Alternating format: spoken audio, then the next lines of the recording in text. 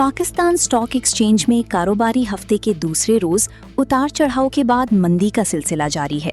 कारोबार के आगाज में मार्केट में तेजी देखी गई और इंडेक्स तकरीबन 856 पॉइंट्स ऊपर गया। ताहम बाद में सरमायाकारों की जानिब से मुनाफा के हुसूल के लिए हिस्स की फरोख्त शुरू होने से इब्तिदाई तेजी बरकरार ना रह सकी।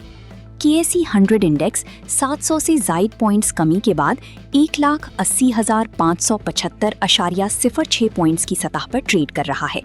मार्केट सराय के मुताबिक सरमायाकारों की जानिब से मुनाफा के हुसूल के लिए हिस्स की फरोख्त ने मार्केट पर दबाव डाला।